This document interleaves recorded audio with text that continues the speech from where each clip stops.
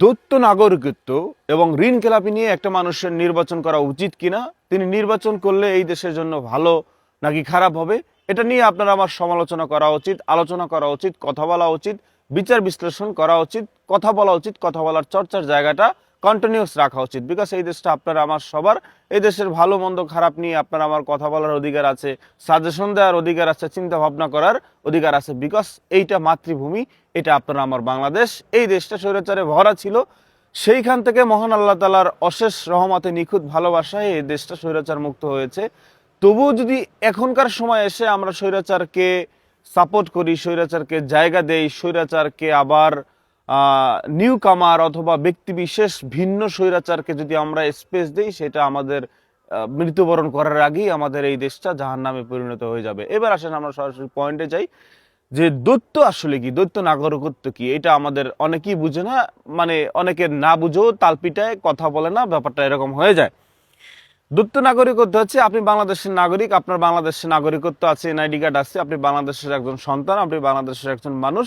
দ্বৈত নাগরিকত্ব আপনি বাংলাদেশের মানুষ হয়েও অন্য দেশে আপনার নাগরিকত্ব আছে, আপনি যে কোনো টাইমে ওই দেশে ইন করতে পারবেন, ওই দেশ থেকে বের হতে পারবেন।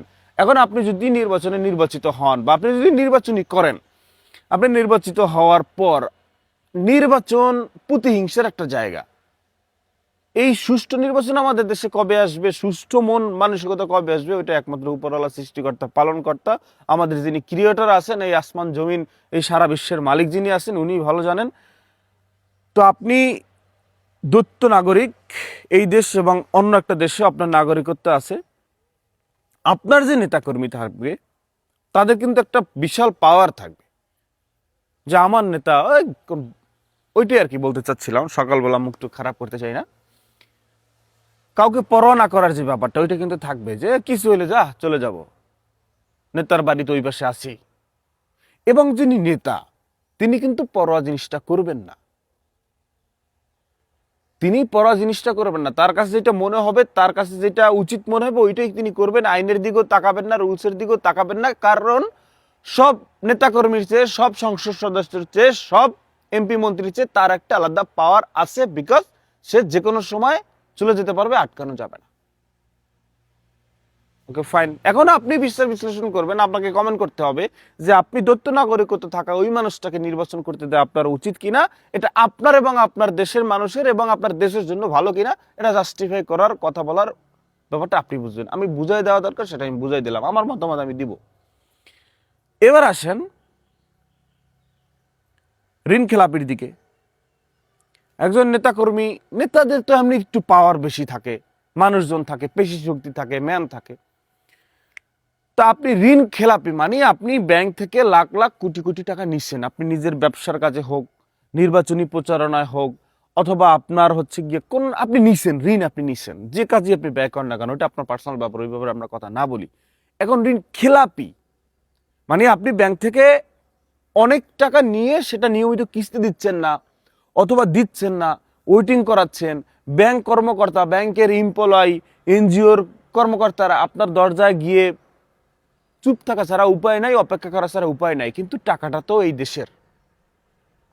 আপনি অনেকগুলো টাকা নিয়ে ব্যাংকটাকে খালি করে রাখলেন, অন্য দুইজন মানুষ যিনি 2 লাখ টাকা হলে একটা বিজনেস করতে পারে, একটা জমি চাষাবাস করতে পারে, সেখানে হচ্ছে কি ইনভেস্ট করতে পারে, একটা ব্যবসা করতে পারে, একটা দোকান উঠাতে পারে, একটা মুরগির ফার্ম, গরু ফার্ম দিতে পারে, সেটা পারতেছে না। বিকজ ব্যাংক লোন তাকে দিতে পারতেছে না, আপনি এখান থেকে টাকা নিয়ে গেছেন এবং সেই টাকা নিয়মিত আপনি ব্যাংকে দিচ্ছেন না।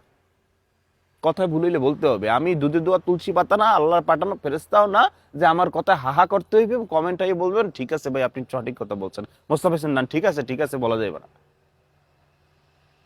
কথা ভুল হইলে জায়গায় ধরতে হবে, জায়গায় কথা বলতে হবে। এখন আপনি চিন্তা করেন, ওই ঋণ খেলাপ পার্সনকে যদি সে এমপি মন্ত্রী হয়, ক্ষমতায় আসে, ওই টাকা তো দেবে কি দেবে না এটা আপনি ভালো করে জানেন। এবং সে আরো ঋণ করবে। ব্যাংক কেন, ব্যাংকের ম্যানেজার বলেন, ব্যাংকের সিইও বলেন, ব্যাংকের এমআইআর কি কি যেন বলে, কেউ তো কথাই সইতে পারবে না।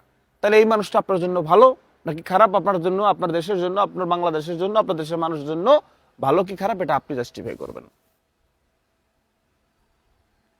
কথা বলেন। এখন আপনাকে জাস্টিফাই করতে হবে, আপনাকে বলতে হবে যে আপনি দ্বৈত নাগরিকত্বর মানুষকে যার এই দেশে এবং অন্য দেশেও নাগরিকত্ব আছে তাকে আপনি নির্বাচন করতে দিবেন কি দিবেন না, সে নির্বাচিত হলে আপনার এবং আপনার দেশের মানুষের বাংলাদেশের জন্য ভালো কি খারাপ এটা আপনাকে জাস্টিফাই করতেই হবে, কারণ আপনি এই দেশের মানুষ, এই দেশে ভালো মন্দ জাস্টিফাই করার অধিকার আপনি রাখেন। ঋণ খেলাপি যেই মানুষ করছে তাকে আপনি নির্বাচন করতে দেবেন কি দেবেন না এটা জাস্টিফাই করার একমাত্র পার্সন আপনি।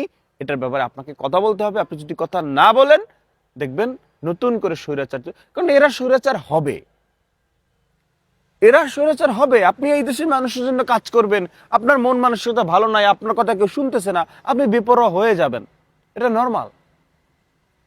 সুতরাং আপনাকে সিদ্ধান্ত নিতে হবে আপনি কাকে ভোট দিবেন, এবং যে নির্বাচনে দাঁড়াচ্ছে সে সঠিক পার্সন কিনা সেটা ভোটও আপনি দেখে শুনে দিবেন, যেই মানুষটা আপনার দেশের জন্য, কারণ ভোটে তো এবার আর চাপ সৃষ্টি নাই যে আমার দাদা মারা গেছে সে এসে ভোটটা দিয়ে গেছে, ওই ব্যাপার তো এবার হবে না। আপনি জানাই আপনি যে কেন্দ্রে যেয়ে শুনবেন যে আপনার ভোট দেওয়া হয়ে গেছে, এবার তো ওই সিস্টেম হবে না। সুতরাং আপনাকে জাস্টিফাই করতে হবে আপনি কাকে ভোট দিবেন। আমার দৃষ্টিকোণ থেকে মনে হয় দ্বৈত নাগরিকত্ব এবং আপনার ঋণ খেলাপি এইরকম মানুষকে নির্বাচন করতে দেওয়া উচিত না, কারণ আপনি এই দেশের মানুষের জন্য কাজ করবেন, আপনার অন্য দেশে কাজটা কি, আপনার একটা এক্সট্রা পাওয়ারের কি দরকার?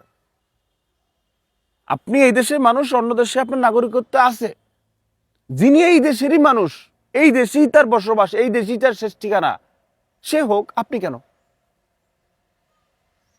যে মানুষটা ঋণ খেলাপি করছে না, নিয়মিত ব্যাংকের সাথে সুন্দর কালেকশন, সুন্দর আপনার গিয়া লেনদেন, নিয়মিত সে কোনো ধরনের খেলাপি করছে না, সে সব পাই টু পাই হিসাব দিচ্ছে, সে করুক। আপনি তো অলরেডি বেপরোয়া হয়ে গেছেন, নিয়ম ভঙ্গ করেই ফেলছেন, আপনি ক্ষমতা আসলে তো আরো নিয়ম ভঙ্গ করবেন, ইট ইজ ভেরি নর্মাল।